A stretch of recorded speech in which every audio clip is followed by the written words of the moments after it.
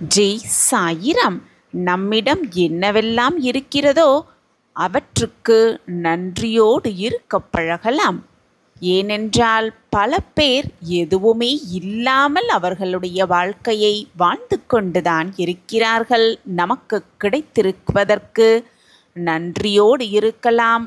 நமக்கானது நிச்சயமாக ஏதாவது ஒரு ரூபத்தில் யார் மூலமாக நம்மிடம் வந்து சேரும் என்ற நம்பிக்கையோடு இருக்கலாம். ஜெய் சாயிராம். ஜெய் ஜெய் சாயிராம். நம் சாயன்பர்கள் எல்லாரும் எப்படி இருக்கீங்க? எல்லாரும் நல்லா இருப்போம். ஓம் சாயிராம். என் அன்பு பிரியமே, நாளை மங்களகரமான குரு நன்னாளில் நீ கேட்டது எல்லாமே உனக்கு கிடைக்கும். ஆம் என் பிரியமே, நான் நடத்தி தருகிறேன் என் பிரியமான குழந்தைக்காக. சந்தோஷ செய்தி, இனிப்பான செய்தி, மங்களகரமான செய்தி நிச்சயமாக பலிக்கப் போகிறது. உன் செவி வந்து சேரப்போகிறது. என் மீதான பக்தி உண்மைதானே என் பிரியமே?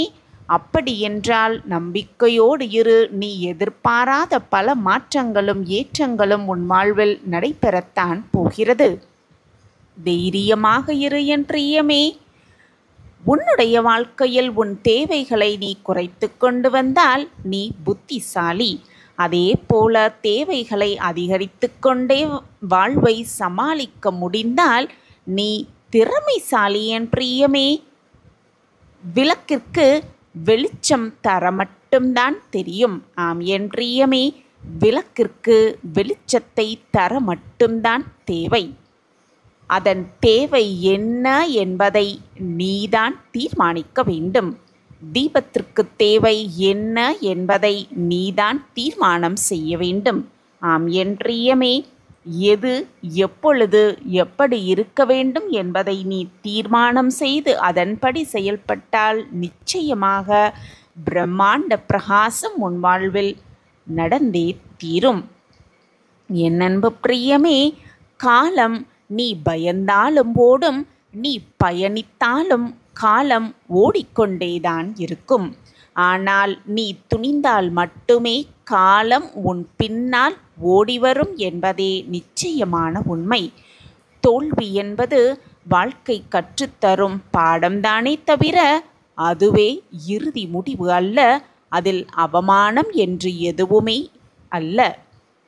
உனக்கு பிரச்சனைகள் அதிகரிக்கும் பொழுது, ஆம் என் பிரியமே, உனக்கு பிரச்சனைகள் எப்பொழுதெல்லாம் அதிகரிக்கிறதோ அப்பொழுது நீ வளர்த்து கொள்ள வேண்டியது உன்னுடைய கோபத்தை அல்ல என் பிரியமே, நிதானத்தை என்பதை புரிந்து நடந்து கொள். ஆம் என் பிரியமே, உன்னுடைய வாழ்க்கையிலும் பல பிரச்சனைகள் வரத்தான் செய்யும். அந்த மாதிரி பிரச்சனைகள் வரும் பொழுது சில நேரங்களில் யாருமே அருகில் இருக்க மாட்டார்கள். அந்த நேரங்களில் எனக்கு மட்டும் ஏன் தான் இவ்வளவு பிரச்சனைகள் வருகிறதோ, நான் அப்படி என்னதான் செய்தேன், உதவிக்கு கூட யாருமே இல்லையே, எனக்கு மட்டும் யாராவது கொஞ்சம் உதவி செய்தால் நான் அந்த பிரச்சனையிலிருந்து வெளியே வந்திருப்பேனே என்று நீ நினைத்திருக்கிறாயா என் பிரியமே? எப்பொழுதாவது அப்படி நீ நினைத்திருந்தாயானால் இந்த கதையை கட்டாயமாக முழுவதுமாக கேள். உனக்கு புரியும். பிரச்சனை வரும் பொழுது ஏன் உன் அருகில் யாருமே இல்லை, உனக்கு உதவி செய்ய யாருமே இல்லை என்பது உனக்கு தெளிவாகவே புரிய வரும். கதையை முழுவதுமாக கேள் என் பிரியமே. ஒரு ஊரில் ஒரு திருடன் வாழ்ந்து வந்தான். திருடதில் அவன் வல்லவன். அவனை யாராலும் பிடிக்கவே முடியாது. ஊர் முழுவதும் அவன் பேர் பிரபலமானது. ராஜாவுடைய பொக்கிஷத்திலிருந்து கூட அவன் திருடிக்கொண்டு வந்திருக்கிறான். அவன் வந்து போனதற்கான அடையாளத்தை அவன் எங்கேயுமே விட்டுட்டு வந்ததே கிடையாது. அதுதான் அந்த திருடனின் சாமர்த்தியம். அவனுடைய திருட்டு ஊர் முழுவதும் பேசப்பட்டது. எல்லோரும் அவனை வியந்து பாராட்டி நேசிக்கவே ஆரம்பித்தார்கள். எங்கே திருட்டு நடந்தாலும் என் வீட்டிற்கு அந்த திருடன் நேற்று வந்தான் தெரியுமா என்று மகிழ்ச்சியாக சொல்கிற நிலை உருவாகியானது. அப்படியே காலம் கடந்து போய்க்கொண்டே இருந்தது. அந்த திருடனுக்கும் வயசாகியது. ஒரு நாள் அவனுடைய மகன் அவனிடம் வந்து, அப்பா, உங்களுக்கு வயதாகிவிட்டது, உங்களுடைய கலையை எனக்கு கற்றுக்கொடுங்கள் என்று கேட்டான். அதற்கு அந்த திருடனும் தன் மகனிடம் அன்பாக, சரி மகனே, இன்று இரவு என் கூட வா, ஏனென்றால் இது சொல்லிக் கொடுத்து வருவது இல்லை, தானாக வரவேண்டும், நீயே என்னை பார்த்து அந்த கலையை கற்றுக்கொள்ளலாம் என்று சொன்னான். மகனுக்கு ஒரே பயமாக இருந்தது. அவனுக்கு அது முதல் திருட்டு. ஒரு வீட்டுடைய சுவரில் நன்றாக உற்று பார்த்து அந்த சுவரை உதைத்தான் திருடன். நேர்த்தியாக அவன் கை வேலையை திறம்பட செய்தான். அவனிடம் பயமே இல்லை, பரபரப்பும் இல்லை. நிதானமாக வேலையை முடித்தான். ஏதோ தன் வீட்டு சுவர் மேல் ஏறி போவது மாதிரியே அந்த வீட்டு சுவற்றின் மேல் ஏறி உள்ளே சென்றான் திருடன். மகனுக்கு அதை பார்த்ததும் நடுக்கம் மேலோங்கியது. கண்கள் அப்படியே தள்ளாடியது. யாராவது பிடித்துவிட்டால் என்ன செய்வது என்று பயம் வந்தது. சர்வசாதாரணமாக இருட்டாக இருக்கும் பொழுதே வீட்டில் நுழைய மகன் அவன் பின்னாடியே போனான். வீட்டில் நகைகளெல்லாம் இருக்கும் அறைக்கு போனார்கள் இருவருமே. ஆள் நுழையக்கூடிய அளவில் இருந்த அந்த பீரோவை திறந்தான் திருடன். மகனை பார்த்து, விலை மதிப்பான எது வேண்டுமானாலும் எடுத்துக்கொள் என்று சொன்னான். பீரோவிற்குள் மகன் நுழைந்தான். உடனே திருடன் பீரோவுடைய கதவை நன்றாக மூடி, திருடன் திருடன், எல்லோரும் வாருங்கள் என்று கத்தி தன்னுடைய கண்களால் அந்த துவாரத்து வழியாக தப்பித்து ஓடிவிட்டான். மகனுக்கு வேர்த்தது. தன்னுடைய அப்பா இப்படி செய்வார் என்று அவன் சிறிது கூட எதிர்பார்க்கவே இல்லை. இப்படி மாட்டிவிட்டாரே என்று பயந்து நடுங்கி கொண்டிருந்தான். கதவை வேற பூட்டிவிட்டு போய்விட்டாரே, பிடித்தார்கள் என்றால் மரணம்தான் நமக்கு என்று பயந்து நடுங்கினான். அவன் கண்களிலிருந்து கண்ணீரே வந்தது. 1 மணி நேரம் கழித்து வீட்டிற்கு வந்த மகனை அன்பாக கட்டி அணைத்தான் அந்த திருடன். அப்பொழுது மகன் தன்மேல் இருந்த போர்வையை தூக்கி எறிந்துவிட்டு, என்ன அநியாயம் இது, இப்படியா செய்வது என்பது கோபமாக கத்தினான் தன் தகப்பனை பார்த்து. ஆனால் திருடனும், நீ இன்னும் ஒண்ணுமே சொல்ல வேண்டாம், போய் தூங்கு என்று அமைதியாக சொன்னார். உனக்கு நம் கலை புரிந்துவிட்டது, அதை பற்றி நீ பேச வேண்டாம் என்று சொன்னான். மகனோ, என்ன நடந்தது என்று நான் சொல்கிறேன் என்று சொன்னான். உனக்கு சொல்ல வேண்டுமென்றால் சொல்லு, எனக்கு கேட்க வேண்டிய அவசியம் கிடையாது என்று சொன்னார் அப்பா. ஆனால் ஒன்றை மட்டும் நான் சரியாக சொல்கிறேன், நாளையிலிருந்து நீ தனியாகவே திருடப் போகலாம், உனக்கு திறமை வந்துவிட்டது, அதை பற்றி எனக்கு மகிழ்ச்சி என்று திருடன் சொன்னான். ஆனால் மகன் விடவே இல்லை. அப்பா, நடந்ததை சொல்லவில்லை என்றால் எனக்கு தூக்கமே வராது அப்பா, நீங்கள் கேட்டுதான் ஆக வேண்டும், அதிலிருந்து நான் எப்படி தப்பித்து வந்திருக்கிறேன் என்பதை கேளுங்கள் என்று சொன்னான்.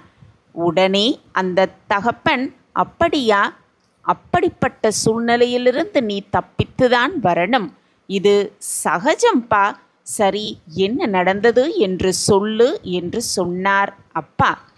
எப்படி அது நடந்ததுன்னே தெரியவில்லை, தப்பித்து வந்துவிட்டேன், என் மனதோ புத்தியோ எதுவுமே காரணமல்ல, ஆனால் நடந்துவிட்டது என்று மகன் சொன்னான்.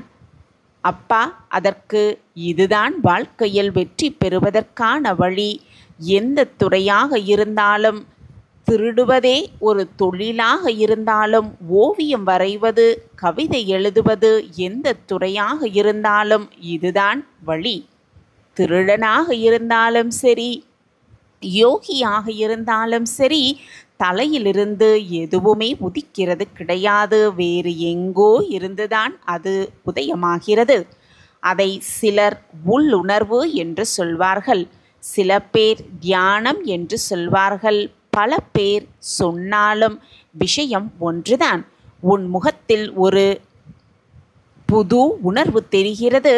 நிச்சயமாக நீ என்னுடைய வாரிசாக ஆகிவிடுவாய் என்று அப்பா மகனிடம் சொன்னார். அதே மாதிரி உனக்கும் தியானம் சித்தியாகணும், இதையெல்லாம் நீ செய்தே ஆக வேண்டும் என்று அப்பா சொல்லவும் மகன் நடந்ததை சொல்ல ஆரம்பித்தான். நான் பீரோவில் நடுங்கிக் கொண்டே ஒளிந்து கொண்டிருந்தேன். நீங்கள் போட்ட சத்தத்தை ஒரு வேலைக்காரி மெழுகுவர்த்தி ஒன்றை எடுத்து கொண்டு வந்தால் அதை சாவி துவாரம் வழியாக பார்த்தேன். திடீரென்று எனக்கு ஒன்று தோன்றியது. பூனை மாதிரி மியாவ் மியாவ் என்று கத்தினேன். இதுவரைக்கும் நான் சத்தம் போட்டதே இல்லை. பூனைதான் இருக்கிறது என்று பீரோ கதவை வேலைக்காரி திறக்க, மெழுகுவர்த்தியை அணைத்து அவளை கீழே தள்ளிவிட்டு வெளியே ஓடி வந்துவிட்டேன். எல்லோரும் என்னை துரத்தி கொண்டு பின்னால் ஓடி வந்தார்கள். திடீரென்று அங்கு ஒரு கிணறு வழியில் இருப்பதை பார்த்தேன். அது பக்கத்தில் ஒரு பெரிய பாறை இருந்தது. அசைக்கக்கூட முடியாத அளவு ஒரு பெரிய பாறை அது. கஷ்டப்பட்டு அதை தூக்கி கிணத்தில் வீசினேன். பிறகு ஓட ஆரம்பித்தேன். எல்லோரும் கிணற்று பக்கத்தில் வந்து நின்றார்கள். நான் கிணற்றுக்குள் விழுந்து விட்டதாக நினைத்து கொண்டார்கள். நானும் ஒரு வழியாக தப்பித்து வீட்டிற்கு ஓடி வந்துவிட்டேன் என்று மகன் சொல்லவும், மகனே, அருமை, சரி, இப்பொழுது நீ தூங்கப்போ.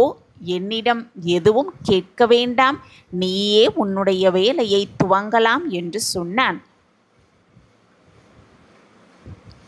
அதே போலத்தான் நம் வாழ்க்கையிலும் இந்த மாதிரி பிரச்சனைகள் வரும் பொழுது மற்றவரிடம் அதை பற்றி புலம்பிக்கொண்டே இருப்பதை விட்டுவிட்டு நாமே நிதானமாக யோசித்து அதற்கான தீர்வை நாமே கண்டுபிடித்து சரி செய்ய முடியும்.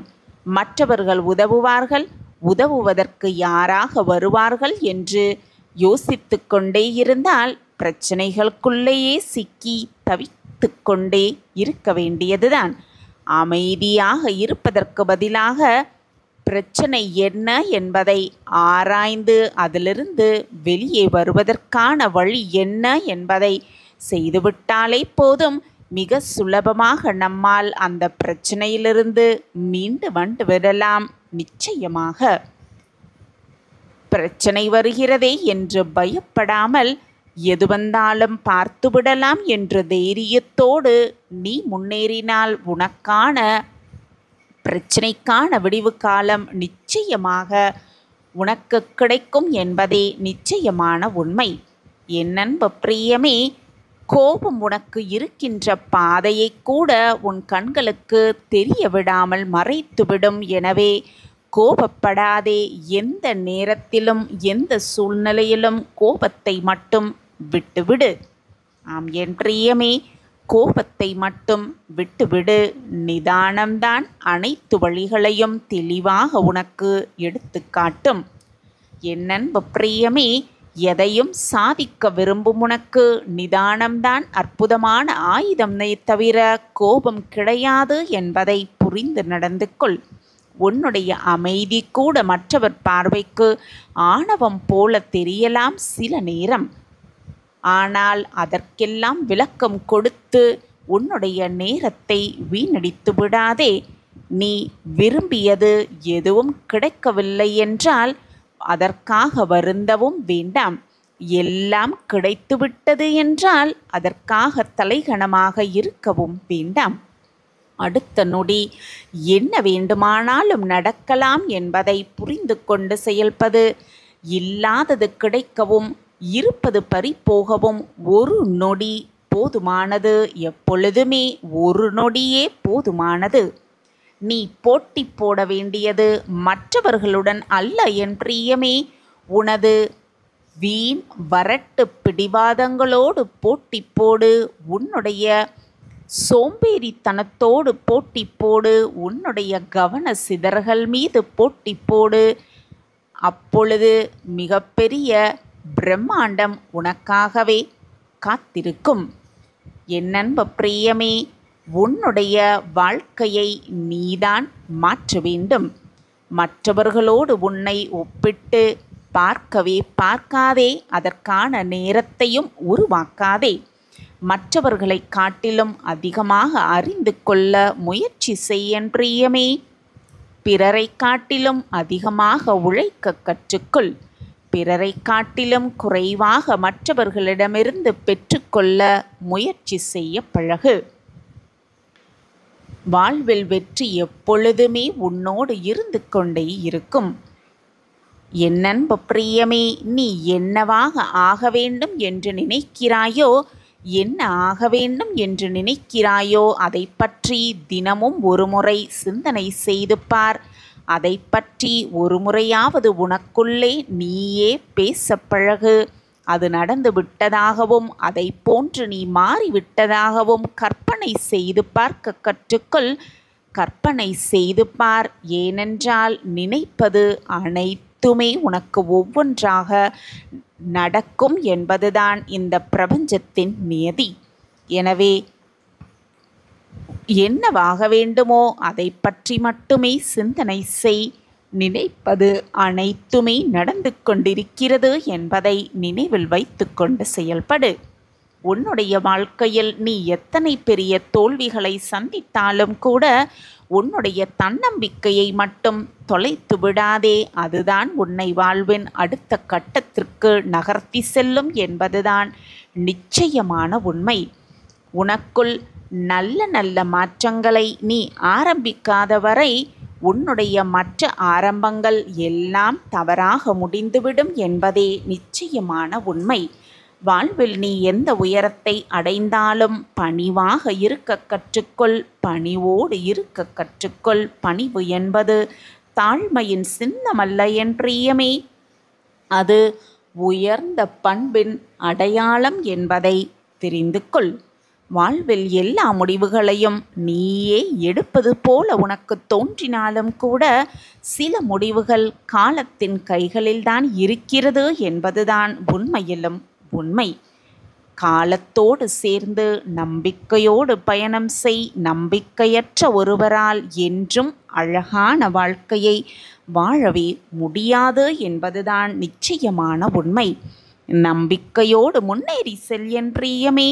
உன்னுடைய வாழ்வில் நடப்பவைகள் அனைத்தும் நல்லதாகவே நடக்கும், நல்லதாகவே இருக்கும். சில விஷயங்கள் உனக்கு கிடைக்காமல் போவதற்கு காரணம் என்ன தெரியுமா என் பிரியமே? அதைவிட தரமான ஒன்றை இறைவன் உனக்காக வைத்திருக்கலாம் என்பதுதான் உண்மை. நம்பிக்கையோடு இரு. ஏதோ ஒன்று கிடைக்கவில்லை என்பதற்காக நம்பிக்கையை மட்டும் இழந்து விடாதே. நம்பிக்கையை மட்டும் எப்பொழுதும் இழந்து விடாதே. எனக்கு மட்டும் ஏன் இப்படி நடக்கிறது என்று எண்ணம் உன் மனதில் எழக்கூடாது. அப்படி எழுந்தாலும் என்னவெல்லாம் நீ செய்தாய் என்பதையும் சேர்த்து யோசித்து பார்க்க கற்றுக்கொள். அப்பொழுது அதற்கான தீர்வு உனக்கு எளிதாகவே கிடைத்துவிடும். தூக்கி எறியப்பட்ட இடத்திற்கே சிறப்பு விருந்தினராக செல்வதுதான் உன்னுடைய திறமைக்கும் முயற்சிக்கும் உழைப்புக்கும் கிடைத்த மகத்தான வெற்றி என்பதை புரிந்து நடந்து கொள். வாழ்க்கையில் நீ எதை சோதிக்கிறாயோ அதுதான் உன்னுடைய பலம் என்பதை புரிந்து கொள். எது உன்னை சோதிக்கிறதோ அதுதான் உன்னுடைய பலவீனம் என்பதை புரிந்து நடந்து கொள். உன்னுடைய பலவீனங்களை நீயே அறிந்து அதில் உன்னை பலசாலியாக நீ மாற்றிக்கொண்டால் பிரம்மாண்ட வெற்றி உனக்காகவே காத்திருக்கும். அப்படி இல்லையென்றால் மற்றவர்கள் உன்னை சோதித்து கொண்டேதான் இருப்பார்கள் வாழ்வு முழுவதும். உன்னுடைய வாழ்க்கையில் வரும் கஷ்டங்கள் உன்னை அழிப்பதற்காக வரவில்லை என் பிரியமே. உனக்குள் மறைந்திருக்கும் ஆற்றலையும் சக்தியையும் உனக்கு உணர வைப்பதற்கே அந்த கஷ்டங்களும் போராட்டங்களும் பிரச்சனைகளும் வருகிறது என்பதை புரிந்து கொள். நீ கடினமானவர்தான் என்பதை கஷ்டங்களும் அறிந்து கொள்ளட்டும். எப்பொழுதுமே உன்னை பற்றி உயர்வாகவே சிந்தனை செய்ய பழகு. நீ சிந்திப்பதை பொறுத்துதான் நீ விரும்பிய அளவு வாழ்க்கையில் உயர்வடைகிறாய் என்பதை உணர்ந்து கொள். எனவே உயர்வாக சிந்திக்க கற்றுக்கொள். உயர்வாக சிந்திக்க கற்றுக்கொள். வலிமையானவர்களுக்கு வலியை தாங்கும் சக்தி அதிகமாக இருக்கலாம். ஆனால் ஒருபோதும் அவர்களுக்கு வலிக்காமல் இருக்காது என்பதுதான் உண்மை. வலிகளை தாங்கிக் கொள்ள உன்னுடைய உடலுக்கும் மனதிற்கும் பயிற்சி கொடுக்க கற்றுக்கொள். அப்பொழுது எல்லாம் உனக்கு நல்லதாகவே நடக்கும். உனக்கு துணையாக உன்னப்பா நான் உன்னோடு இருக்கும் வரை எதற்குமே நீ கவலையோ வருத்தப்பட வேண்டிய அவசியமே இல்லை. நான் தான் உன்னோடு இருக்கிறேனே. பின் தேவையில்லாமல் உன் மனதை போட்டு எதற்காக குழப்பிக் கொண்டிருக்கிறாய்? அப்பா உன்னோடு தான் இருக்கிறேன் என்று தைரியத்தோடு இரு. நடக்கவே நடக்காது என்று நீ நினைத்த அத்தனை விஷயங்களையும் நான் உனக்காக நடத்தி காட்டுவேன் சர்வ நிச்சயமாக. அப்பா உன்னோடு தான் இருக்கிறேன் என் குழந்தையே. கவலையே படாதே. சந்தோஷமாக இரு. மகிழ்ச்சியாக இரு. இது உன் கண்ணில் பட்டிருக்கிறது என்றாலே சிறப்பான மாற்றம் உன் வாழ்வில் எனது அற்புதத்தால் நடக்கப் போகிறது என்பதை புரிந்து கொண்டு காத்திரு. உன் வாழ்க்கையில் நீ சுபிட்சமாக வாழப்போகிறாய். சந்தோஷங்கள் வந்து உன்னை சூழும் நேரம் உன்னை நெருங்கிவிட்டது. நான் இருக்கிறேன் எப்பொழுதுமே. சற்று பொறுமையாக இரு. உனக்கானது என்று எழுதப்பட்டது, உனக்கானது என்று தீர்மானிக்கப்பட்டது உன்னிடம் வந்து சேர்ந்தே தீரும். ஏனென்றால் அதில் உன் பெயர்தான் எழுதப்பட்டிருக்கும். அது வேறு யாரையும் சென்று அடைய சாத்தியமே இல்லை. ஏனென்றால் அதை எழுதியவன் அந்த இறைவனாக இருக்கும் பொழுது எதுவுமே மாறிவிடாது. இறைவன் எழுதியதை மாற்றும் சக்தி இது நாள் வரை எந்த மானிடனும் பெறவே இல்லை. சோதனைகளை கொடுத்த இறைவனுக்கு அதற்கான தீர்வையும் அதற்கேற்றான வெற்றியையும் கொடுப்பதற்கு ஒரு நொடி போதாதா? எனவே எப்பொழுதும் தெளிவான மனநிலையோடு இரு. கஷ்டங்கள் வருகிறது என்றால் இன்பங்கள் சூழப்போகிறது என்பதை மனதில் ஆழமாக பதிய வைத்துக்கொண்டு திடமாக இரு. உன்னுடைய முயற்சியை கைவிட்டு விடாமல் இரு. எந்த நேரத்திலும் கவனமாக இரு. எப்பொழுது வேண்டுமானாலும் எந்த நொடி வேண்டுமானாலும் உனக்கான வெற்றியை உனக்கான சந்தோஷத்தை உன் கண்முன் நான் காண்பிப்பேன். நம் வாழ்க்கையில் வேகமாக முன்னேற்றம் இல்லவே இல்லையே என்று வருத்தமே படாதே. பின்னோக்கி செல்லாமல் முன்னேறிக்கொண்டே இருக்கிறோமே என்பதை சந்தோஷமாக ஏற்றுக்கொள். வேகமாக முன்னேறும் காலம் மிக அருகில் வந்து கொண்டே இருக்கிறது. இது உனக்கான நாள்தான். இந்த நாளிலிருந்து உன் வெற்றிகள் ஆரம்பமாகும். எப்பொழுதுமே மனதில் உயர்ந்த நல்ல எண்ணங்களை வளர்த்துக்கொள். உன் எண்ணம் போல் உன் வாழ்வும் சந்தோஷமாகவே அமையும். என்னை முழுவதுமாக நம்பிவிட்டாயல்லவா? அப்படியென்றால் உன் வாழ்வில் நல்லது நடக்கப் போகிறது. நல்லது மட்டுமே சூழப்போகிறது. நல்லது மட்டுமே உன் வாழ்வில் நிரந்தரமாக இருக்கப் போகிறது என்பதுதான் நிச்சயமான உண்மை.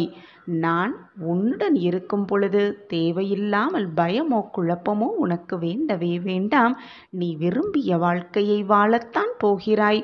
உன்னோடு நான் இருப்பதை உணர்ந்து கொள்ளும் நேரமும் உனக்கு கூடிய விரைவில் வந்துவிடும். நான் இருக்கும் வரை நீ எதற்குமே கலங்க வேண்டிய அவசியமே இல்லை. ஏனென்றால் நான் தான் உன்னோடு இருந்து கொண்டே இருக்கிறேனே. நான் உன்னுள்ளேயே இருந்து கொண்டிருக்கும் பொழுது உன் மனதில்தான் ஏன் இத்தனை பயமும் போராட்டமும்? பாசம் வைத்து வைத்து ஏமாற்றப்பட்டு கொண்டே இருக்கிறோமே, நம்பி நம்பி ஏமாற்றப்பட்டு கொண்டே இருக்கிறோமே என்று வேதனைப்படாதே. உனக்கு நல்ல நிகழ்வுகள் நிகழும், நல்ல மாற்றங்கள் உன் வாழ்க்கையில் நிகழும் என்ற நம்பிக்கையோடு இரு. அனைத்திற்கும் உன் சாயப்பா தான் சாட்சி.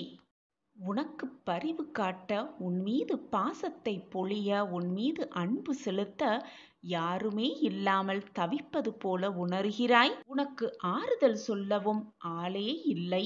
மன இறுக்கத்தால் பிதற்றிக் கொண்டிருக்கிறாய். உன்னை நினைத்து, உன் வாழ்க்கையை நினைத்து, உன் போராட்டத்தை நினைத்து நீயே கண்ணீர் சிந்திக் கொண்டே இருக்கிறாய்.